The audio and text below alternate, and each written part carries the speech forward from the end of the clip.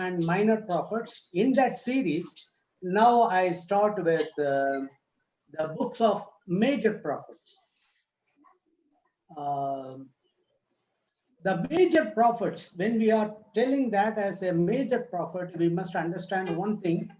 They are not very prominent than any other prophets. They are also one of the prophets, but their book size, it shows that they are major prophets, and the books which are which is having only 5 or 4 chapters, which we have put the chapters and numbers, they are called as minor prophets. There are 12 minor prophets and major prophets. In that we are going to see first some of the things. Okay, message of each prophet expressed in one line. See, before I'm going to take this class, I ask you to read NIV Study Bible, Open Study Bible, Study Bible, then Halley's Handbook, Rose Handbook, and then what do you call it? All these books, all these study Bibles and everything I referred, and from there I have put something. It is not my own. It is all taken from the study Bibles and study helps. So you can always refer to these books and you can understand. Yes. Now, let's move on to the message of each prophet. It is expressed in one line. See, Joel. If you read the book of Joel, that Joel book can be explained in one line. A vision of the gospel age, ingathering of the nations. A vision of the gospel age, ingathering of the nations. Jonah, if you read the book of Jonah, interest of Israel's God in Israel's enemies. If you read the book of Amos, David's house will yet rule the world.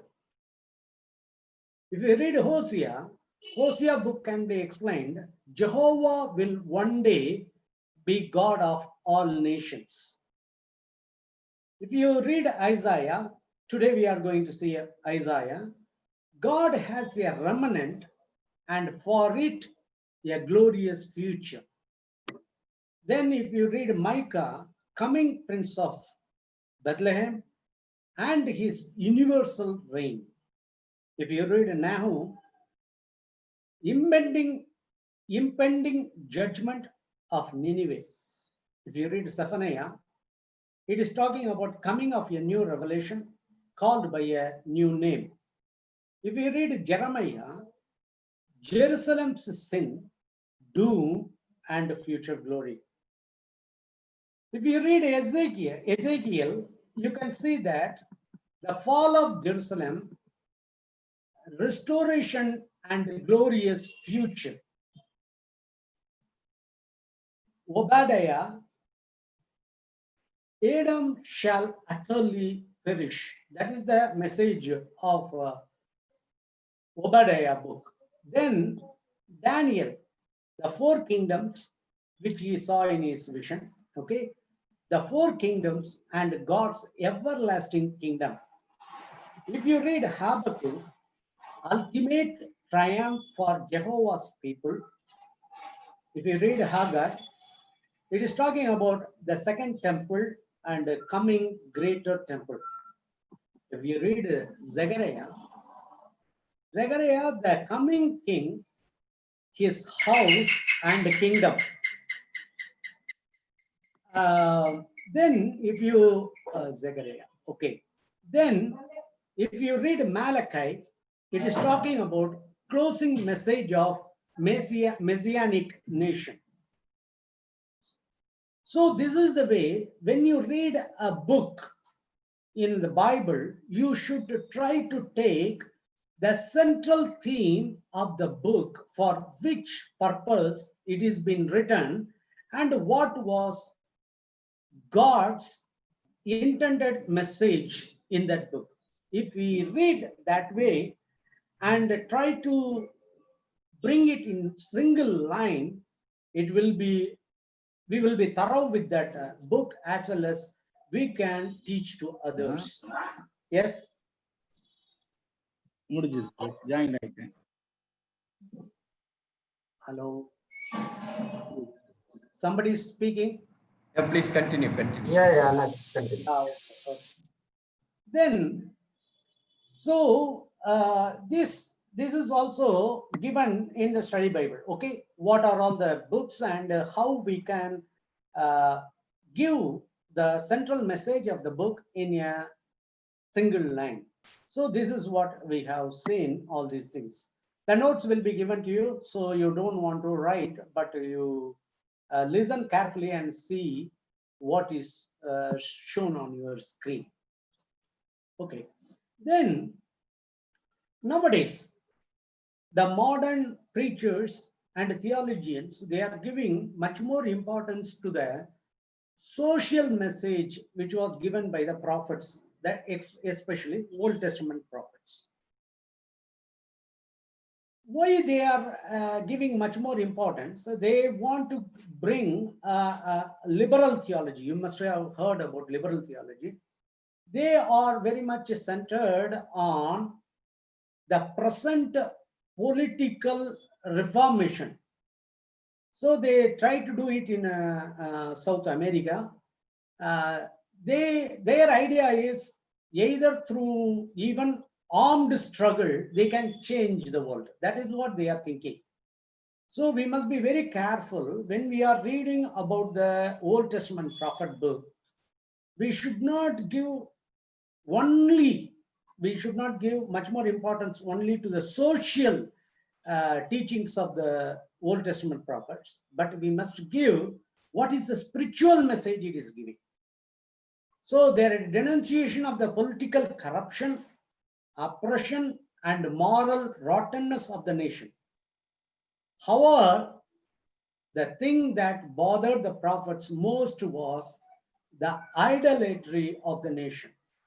So the Old Testament prophets, even though they talked about the political corruption, oppression, and moral rottenness of the nation to which they are addressing, but they gave much more importance to the spiritual corruption, that is called apostasy, or another way, spiritual sins, which is idolatry of that nation.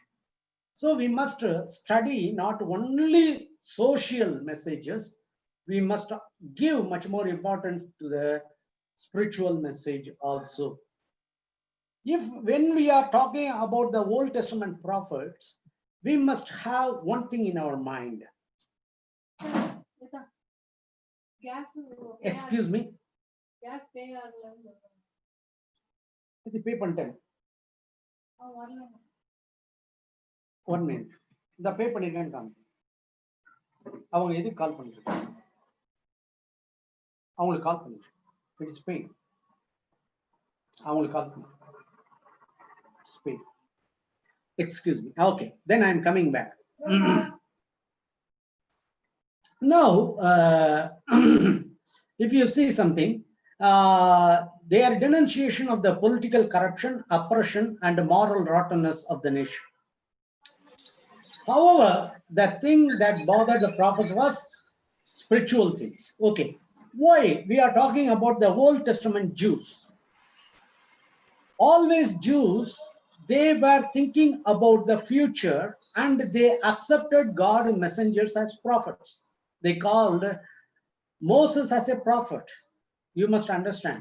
So David as a prophet, and even they thought Abraham as a prophet. So the prophetic prediction was much more important for the Jews. So they are always talking about what is going to happen in future. That was in their mind. Okay. So here we are reading that the most persistent thought in the entire Old Testament is this: Jehovah, the God of the Hebrew nation, eventually is going to become the God of all nations. they were thinking that Jehovah as their God, that is Jewish God. But God started to reveal himself from the Jews, then he revealed himself to all the nations.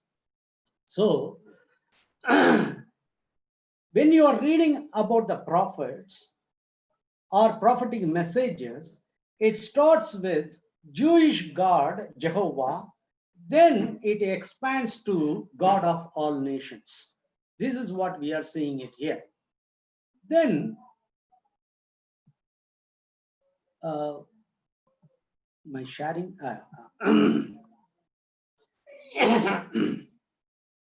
the successive generations of Old Testament writers pass from the Screen is not coming. Excuse me, screen is not coming. Oh, wait a minute. Why?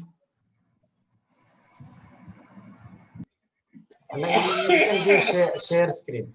Wait, Mark. It was. Yeah, it was sharing, but Yeah, suddenly. it shows your internet unstable sometimes. Now. Yeah, share screen you can give, no problem. Is it coming? Yeah, yes.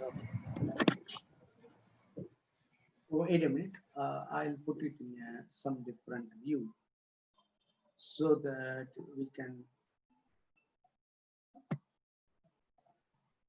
do.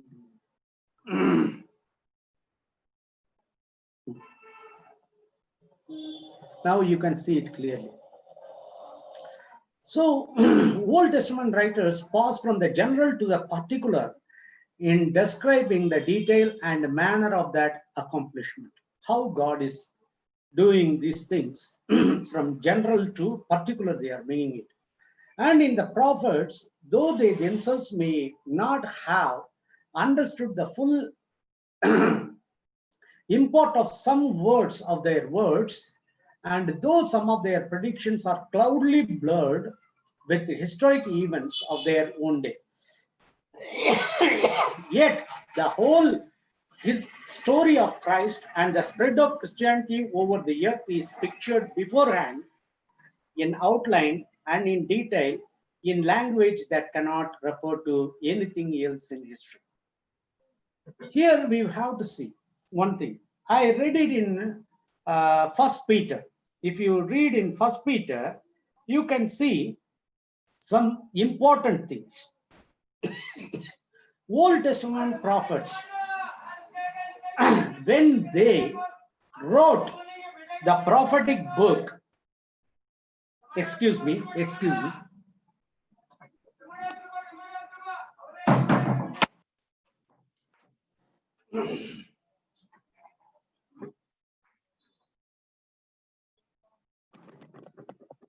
Yes, well, let's continue. So when the Old Testament prophets, they are talking about the New Testament, which is going to come after thousands of years, right? That is, 800 years almost. The thing is, next to what is going to come as the New Testament, they cannot understand it, but what God has put in their mind, they wrote it. So here we are seeing that their expressions, it is blurred, but they have used some words which is very important. They might not have understood that. So in New Testament, if you read, excuse me, on again.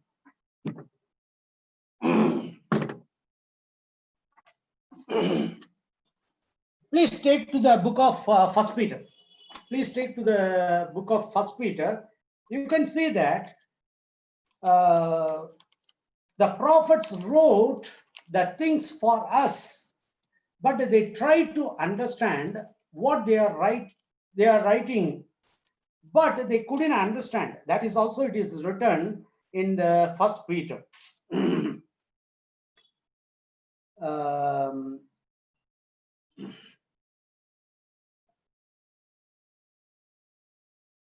So we have prophetic word made more certain You do well to pay close attention to it as to a lamp shining in dark place until the day dawns and the light breaks through the gloom and the morning star arises in your heart.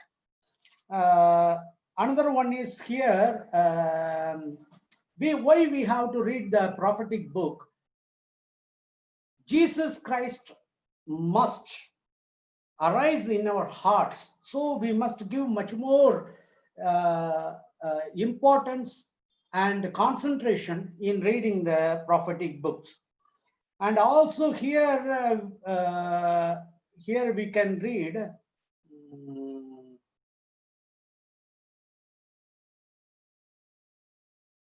Yeah,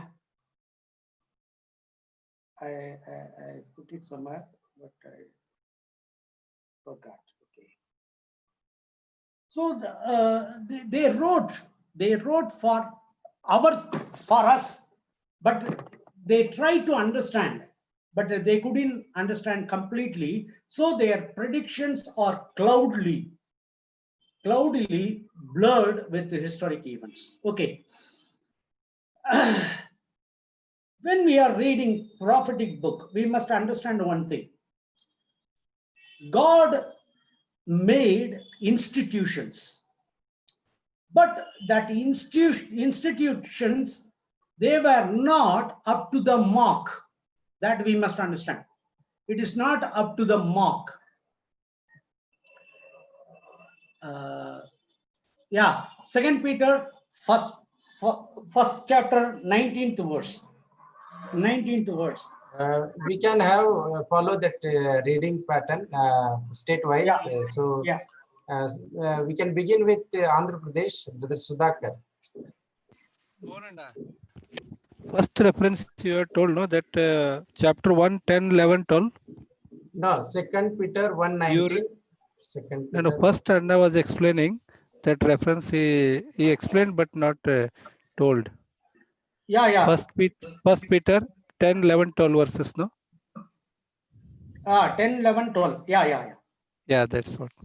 Hello. Yeah. Then now you can read second chapter. Second Peter first chapter, verse 19. Brother Sudhakar. Yes, brother. Second Peter, first chapter, என்னாச்சு பணம் கொடுக்கணும் வேண்டியதா? 9th verse. 19. 19. Okay, You can open chat in that it is given. Yeah, brother. I am ready. And we have something more sure, the prophetic word, to which you will do well to pay attention as to a lamp shining in a dark place until the day dawns and the morning star rises in your hearts. So we must always have that. Why we are reading the prophetic books? Let us read. Why we are reading the prophetic books? The prophets are showing there is a problem in God-made institution. God only made Israel nation. After people they persisted to give a king. God gave a king. Okay, so the kings were appointed by God. The temple was formed and it was given the shape by God, and the priesthood, it is from God. But when these institutions, they faltered or stumbled in their spiritual life, prophets started to speak. You may ask one question. I always asked Brother Stanley one time, and you are called to preach revival messages. Why you have started BOM? Why you have burdened another one burden to God that he should revive BOM also?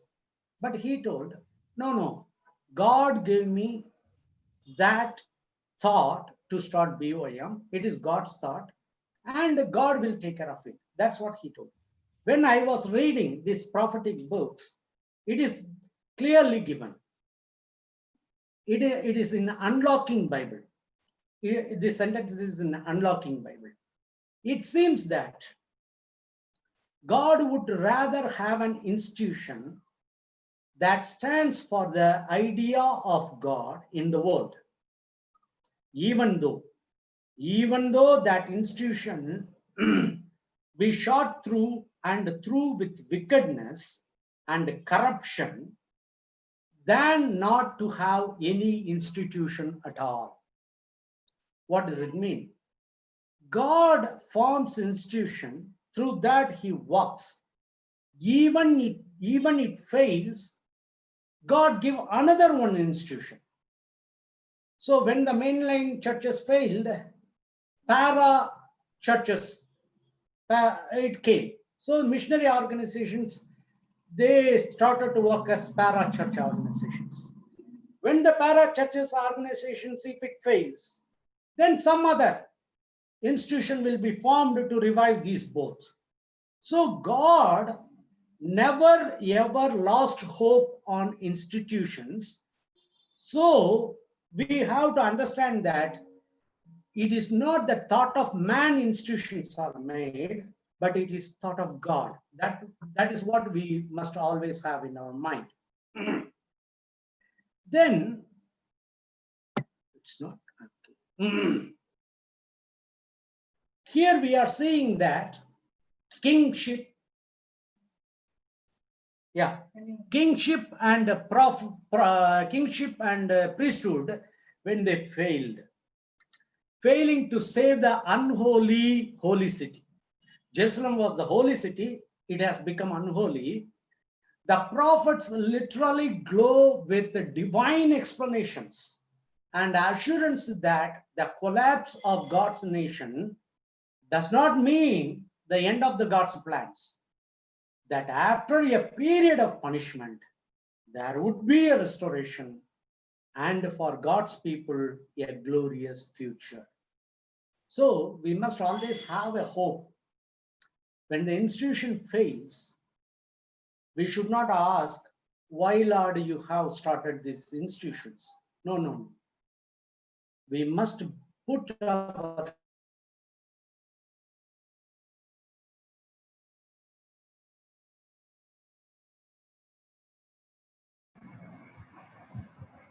faith on God, that God will correct a glorious future, a restoration for John. Put this near the window. My internet is unstable. So that is the way we must always think. Okay, now I have given some of the very important historical setting and approximate. When I am talking about dates, you don't think that this is the year on which the prophet worked. It are all approximates. So each Bible study, study Bibles has its own year. So we must not confuse that whether this or that. It will be near to that. Approximately it is being given. Okay. In the time of King Saul and the time of David, in the time of Solomon, the kingdom of God in this world was one. But when Solomon failed, God divided that one nation into Judah, Israel. Israel had 10 tribes and Judah another 2. Judah and Levites. Okay, now we must understand these things. When we are talking about kingdom after Solomon, it has become 2, Israel and Judah. So we are now going to see that division of the kingdom. It happened in 933 BC, before Christ. At that time it happened. So we are seeing left side Israel kings, in the middle Judah kings, and at that time, which prophet was there? So let us see some of the things. Excuse me, here. I have to change some. Here you can see it right here. The first king, Israel king, that is top, northern king. They used to call that as northern king and southern king. Southern king is Judah, okay? Northern kingdom is called Israel, okay? In Israel, Jeroboam, he ruled that nation from 933 to 911. At that time, if you see in southern kingdom, that is Judah, Rehoboam was there. Rehoboam was there. Then, after Jeroboam, if you see in Israel, that is top in the northern kingdom, it is Nadab. Then in southern, Abijah. Then in northern kingdom, Baasha was there. Here in down, Judah, you can see that Asa. Then you can see Ela, Zimri, Omri, Ahab. At that time, Judah king was Jehoshaphat. When Jehoshaphat was ruling, at that time, prophet Elijah was there. Elijah was there. Then in Israel, King Ahaziah was there. Then Jehoram. In that time, Elisha, he was the prophet. Then if you go down, still down, you can see the rise of, at that time, here Israel is there, here Israel kingdom is there, above that Assyria. Then if you see that, okay, for you, how it shows, I don't know. Now, okay, anyhow, if you are thinking that this is Israel for you, this is Israel, here Assyria was here, and the Babylon kingdom was here, then Persia kingdom was here. This is the way. So this is Assyria, Babylon, Persia. Okay. Rise of Assyria to world power. That was happened. Okay. You must understand that Egypt was the power previously. Now Assyria has become the world power. So when Ahab and Jehoshaphat, at that time Elijah, Ahaziah, Jehoram, at that time Elisha was the prophet. Then what happened? God started to cut off Israel kings. There was no good kings in Israel. There was zero Israel king. They were good, and some kings were good in Judah. That's what we have seen. Okay.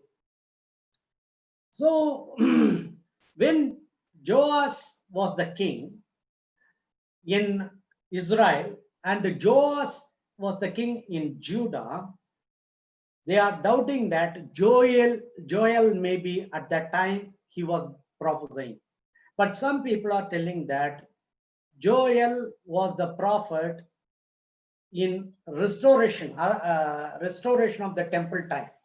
So there is a question mark in that. Okay. Then Jonah was the prophet when Jeroboam II was the king of Israel and Uzziah was the king of Judah. Then Zechariah, when he was the king of Israel and Jotham was the king of Judah, Amos was the prophet. Again, you can see Hosea, Isaiah, Micah. Then this Israel kingdom, it was plundered and the people were scattered. Some people were taken into captivity by Assyria. Then what happened? Hezekiah became the king of Judah. Now Judah only, in two kingdom. One was completely, that northern kingdom was completely scattered, and there was no nation called Israel. Only Judah kingdom was there. Okay, at that time, Hezekiah was the king.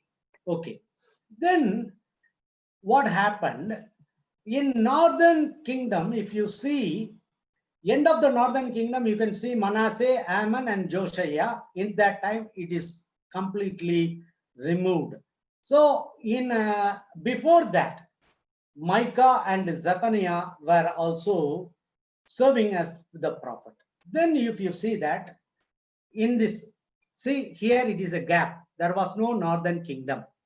Only southern kingdom called Judah was there.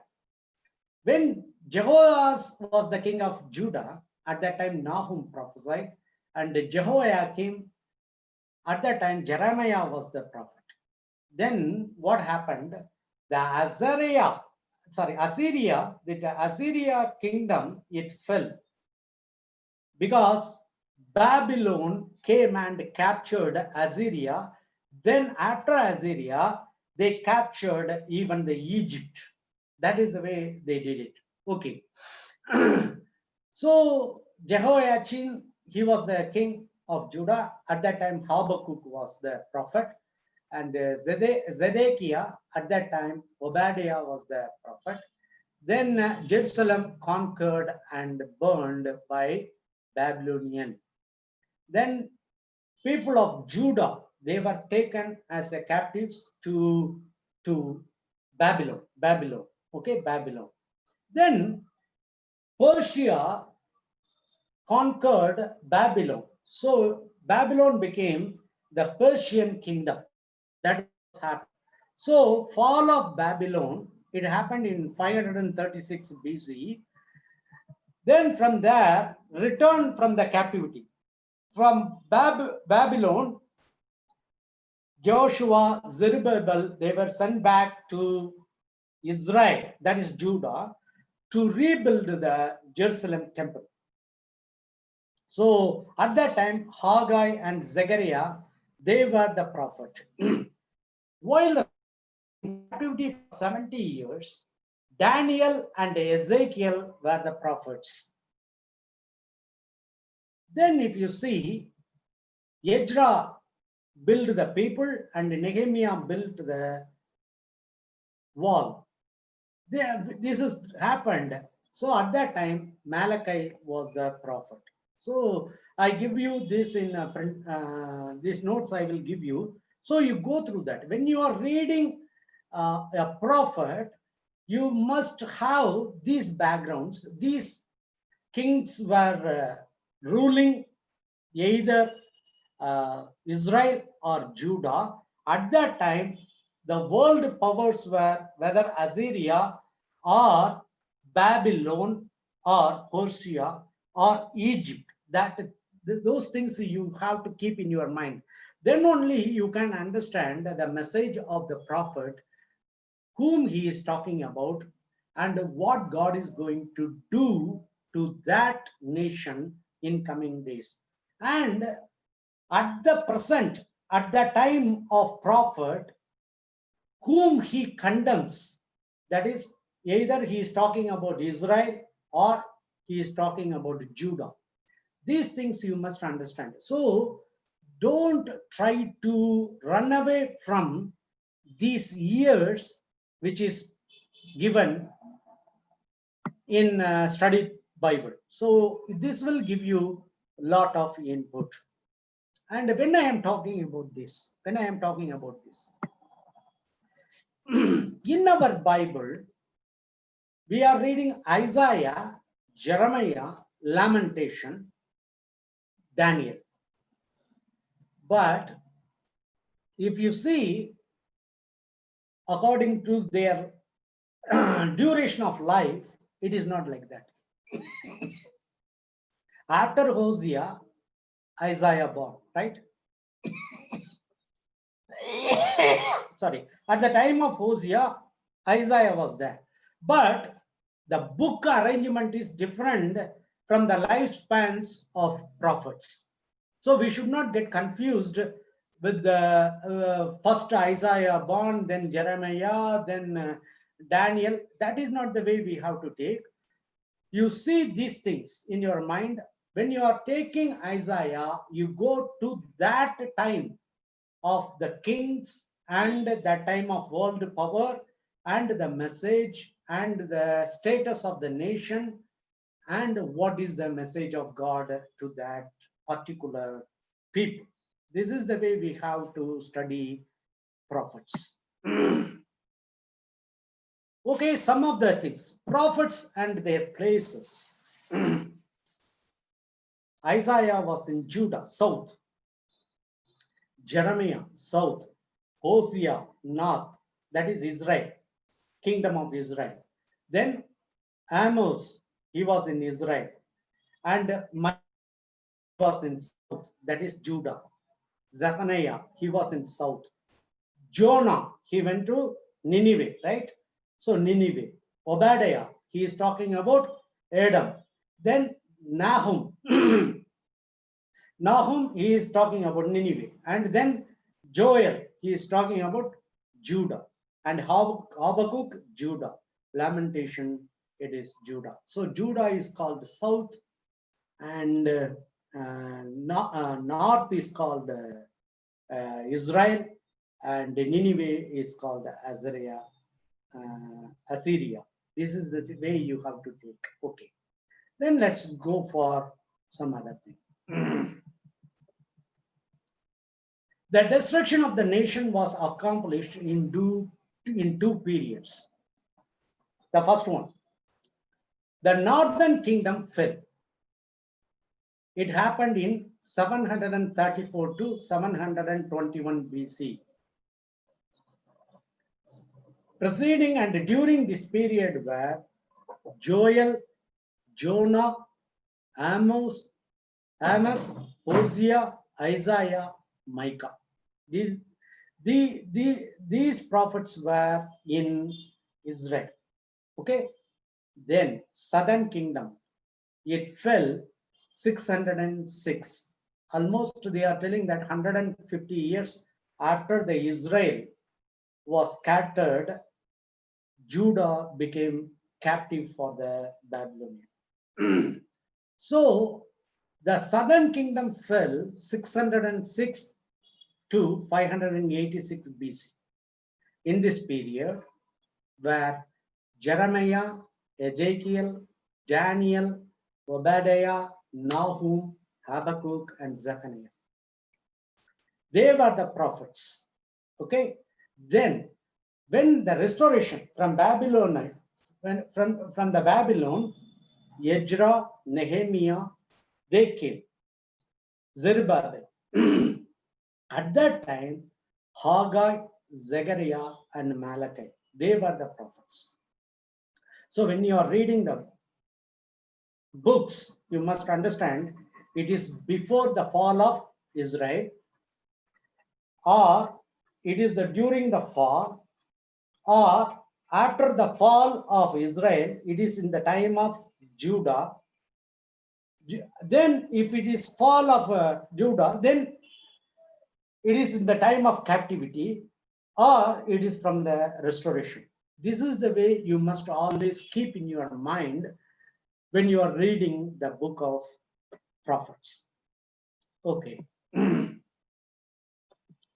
Again, I have written to Israel, Amos and Hosea spoke.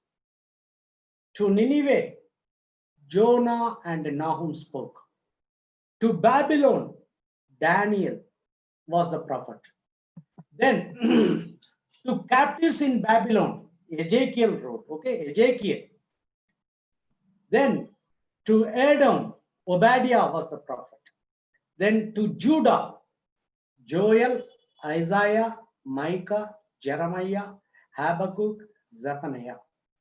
After the return from Babylon captivity, Haggai, Zechariah, Malachi. So when you are reading these books, please understand the background, whether it was in exile or pre-exile, post-exile, or in restoration time. All these things you keep in your mind and read the book, then you can understand. See, that you must understand the difference between priesthood and prophets. If you are born in the lineage of Aaron, then you can become a priest or high priest. But prophets were not at all hereditary class. Because my father was a prophet, I cannot be. Each prophet got his call directly from God. Directly from God. Jeremiah and Ezekiel were the priests, but they were called by God to prophesy. So they prophesied. That's why Jeremiah and Ezekiel, even though they born in the lineage of Aaron, God chose them as a prophet to deliver his message to the nation. And also Zechariah also, he was a priest. Isaiah, Daniel, and Zephaniah, they were of royal blood. They were in palaces. So even though they were in palace, God chose them to become a prophet. Amos was a shepherd. Regarding other prophets, we don't know about their vocation. It's not very clear whether it is not written in their books or it is not given by the historians like Josephus or anybody. So rest were unknown, but whom we know is prophet. It is not by the heritage, but by the call in different from different vocations. But God called them and God gave directly the message. Okay, now let us go to mission and message of prophets. Okay, when we are reading a prophetic book, you must try to see these things.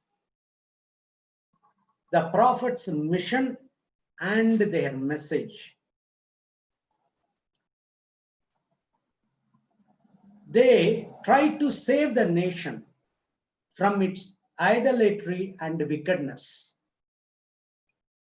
So when you are reading the prophetic book, you should give much more importance. What are all the sins the prophet is talking against or condemning?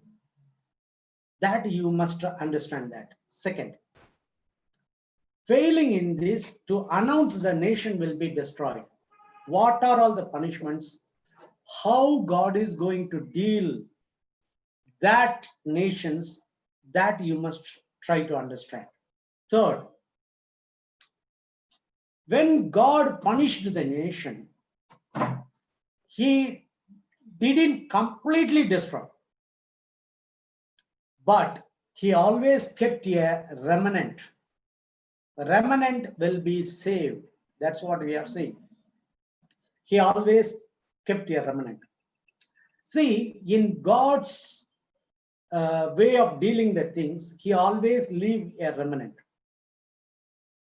At the time of flood, Noah, they were the remnant. Okay. The same way, when God destroys the nation, he always keep a remnant. Then, at the time of Elijah, God protected 7,000 prophets, right? 7,000 people who didn't kneel before the Baal. So that is the way God always keep a remnant even in the time of destructions. Then fourth, here you see, out of this remnant will come a person who will bring all nations to God. It is talking about Christ. Christ will come and he will bring all nations to God. So in every prophetic book, you should try to see where Christ is mentioned. And also another one thing I want to tell you. Prophet's book is not only the message, even the life of prophet is a message that we must always keep in our mind. Some qualities of the prophets, it will show the character of Christ. So when you are reading the prophet book, you understand about the prophet, you can understand his characters reflects Christ's character. Second, the message, in that message also, you can understand what is the God's character, his expectation, and how the people failed and how God got angry over these people, and how God expresses his concern and his anger on the people, and also how God shows mercy and grace. These are all the things you should always try to understand from the prophetic books. Fifth, that person, it is talking about Jesus Christ. That person will be a great man who will one day arise in the family of David. The prophets called him the branch, the family tree of David, one the most powerful family in the world, cut down in the days of prophets to rule the kingdom that was disappearing. The family would have come back. Out of the family stock would come a branch who will become King of Kings. When you are thinking about branch, here I want to tell you another one thing also. Time is over, huh?